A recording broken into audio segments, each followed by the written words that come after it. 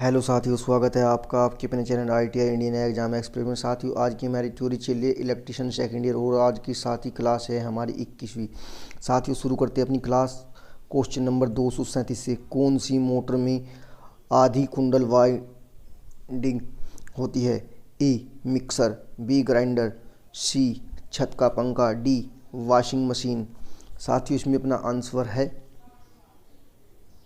छत का पंखा। तो राइट आंसर हुआ साथियों सी। अगला क्वेश्चन है हमारा इसी प्रकार से, question number 238। Running winding core के निचले भाग में क्यों रखी जाती है? ए कम प्रतिरोध पाने के लिए, बी कम प्रेरण पाने के लिए, सी उच्च प्रतिरोध प्राप्त करने के लिए, डी उच्च प्रेरण प्राप्त करने के लिए। साथियों, इसमें हमारा आंसर है उच्च प्रेरण प्राप्त करने के लिए। तो राइट आंसर हुआ डी। Question number 239। आधे कुंडल कनेक्शन में 28 स्लॉट 14 ध्रुव 14 क्वाइल वाले सीलिंग फैन के लिए स्टॉल की दूरी की गणना करें। ए 90 डिग्री, बी 20, सी 180, डी 240। साथियों, इसमें हमारा आंसर है पहला ही 90 डिग्री। तो राइट आंसर हुआ अपना ए। अगला क्वेश्चन इसी प्रकार से हमारा क्वेश्चन नंबर 240। आच्छादित पोल मोटर का अनुप्रयोग क्या है? ए हेयर ड्रायर, बी पंखा, सी गीला ग्राइंडर, डी वॉशिंग मशीन। साथ ही इसमें हमारा आंसर है हेयर ड्रायर। तो राइट आंसर हुआ ए। अगला क्वेश्चन है इसी प्रकार से question number 241। Hard disk drive के लिए किस प्रकार की सिंगल फेज मोटर का उपयोग किया जाता है? ए स्टेपर मोटर, बी प्रतिकर्षण motor, C hysteresis motor, D reluctance motor. साथ ही इसमें हमारा आंसर है स्टेपर मोटर। तो राइट आंसर हुआ A. Question number 242। Capacitor starter capacitor run induction motor में इस्तेमाल होने वाले सेंट्रीफ्यूगल स्विच का क्या कार्य है? ए 75% से 80% की गति तक पहुंचने के बाद चालू वाइंडिंग को डिस्कनेक्ट करें। बी 75% से 80% की गति तक पहुंचने के बाद शुरुआती वाइंडिंग को डिस्कनेक्ट करें। सी 75% से 80% की गति तक पहुंचने के बाद शुरुआती संधारित्र को डिस्कनेक्ट करें। डी 75% से 80% की गति तक पहुंचने के बाद शुरुआती चालू वाइंडिंग को डिस्कनेक्ट करें। तो साथ ही इसमें हमारा राइट आंसर कौन सा है? ये हमारा 75% से 80% गति तक पहुंचने के बाद शुरुआती संधारित्र को डिस्कनेक्ट करें, मतलब कि शुरुआती को। ठीक है, तो इसमें राइट आंसर है अपना सी। Question number 243। किस प्रकार की सिंगल फेज मोटर का किस अन्य प्रकार की सिंगल फेज मोटर की तुलना में बहुत अधिक स्टार्टिंग टॉर्क है? A universal motor, B reluctance motor, C प्रतिकर्षण प्रारंभ प्रेरण run motor, D capacitor starter प्रेरण रन मोटर। साथ ही इसमें हमारा आंसर है यूनिवर्सल मोटर। तो राइट आंसर हुआ अपना ए। अगला क्वेश्चन इसी प्रकार से हमारा क्वेश्चन नंबर 244। संधारित्र को एकल कला अस्थायी संधारित्र मोटर में कहाँ जोड़ा जाता है? ए स्टार्टिंग वाइंडिंग के साथ श्रृंखला में, बी रनिंग वाइंडिंग के साथ श्रृंखला में, सी स्टार्टिंग वाइंडिंग के साथ समांतर में, डी समांतर में रनिंग वाइंडिंग के साथ। साथियों, इसमें हमारा आंसर है पहला ही स्टार्टिंग वाइंडिंग के साथ श्रृंखला में। तो राइट आंसर हुआ ए। Question number 245। टेबल पंखे में किस मोटर का उपयोग किया जाता है? जो आपका टेबल फैन होता है, जैसे कि मेज वगैरह स्टूल वगैरह पर रखते हैं। ए यूनिवर्सल मोटर, बी आच्छादित पोल मोटर, सी भंवर धारा मोटर, डी अस्थायी संधारित्र मोटर। साथियों, इसमें हमारा आंसर है लास्ट वाला अस्थायी संधारित्र मोटर। तो right answer D. Question number 246।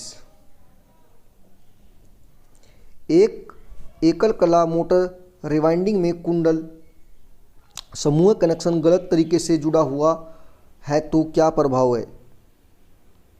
ए, मोटर धीरे चलती है। बी, मोटर नहीं चली। सी, मोटर बहुत तेज गति में चलती है। डी, मोटर चलती है और बिना किसी लोड पर अधिक धारा लेती। इसमें हमारा आंसर है बी, मोटर नहीं चलेगी। तो राइट आंसर हुआ अपना बी।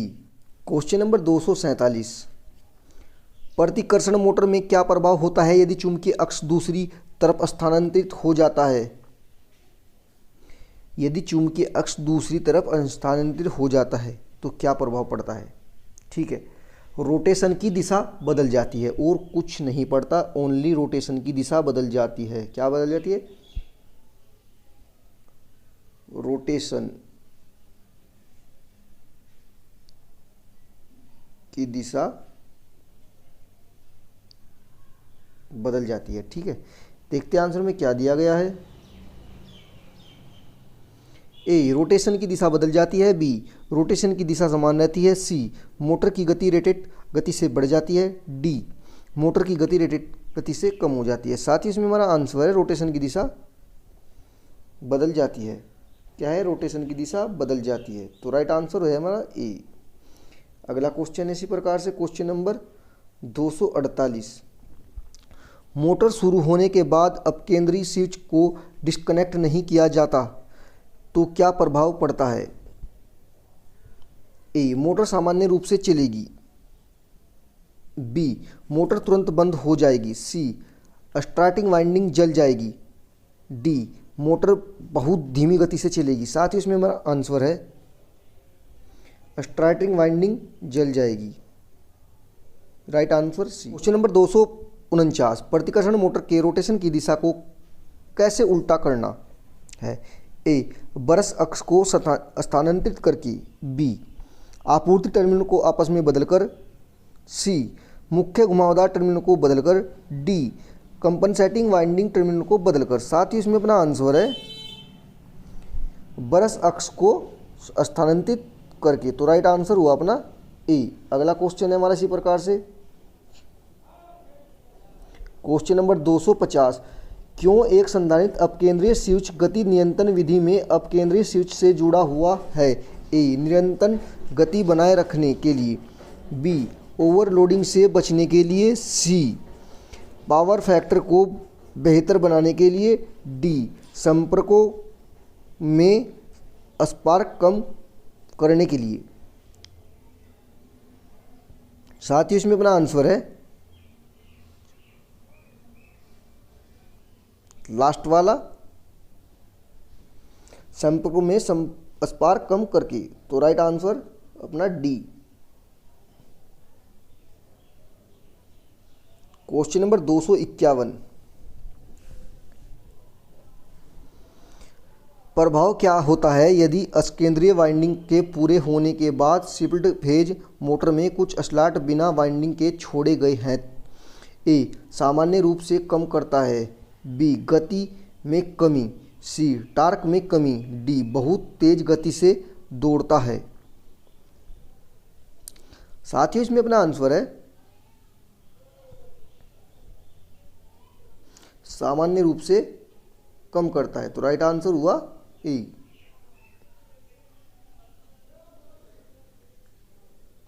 Question number 252। सार्वभौमिक मोटर की गति नियंत्रण के अपकेंद्रीय स्विच विधि में व्यक्तिकरण को कैसे दबाया जा सकता है? ए, अपकेंद्रीय स्विच के दोनों ओर संधारित्र जोड़कर। बी, अपकेंद्रीय स्विच के साथ अक्षरेणी में संधारित्र जोड़कर। साथ ही इसमें हमारा आंसर है अपकेंद्रीय स्विच के दोनों ओर संधारित्र जोड़कर। तो राइट आंसर हुआ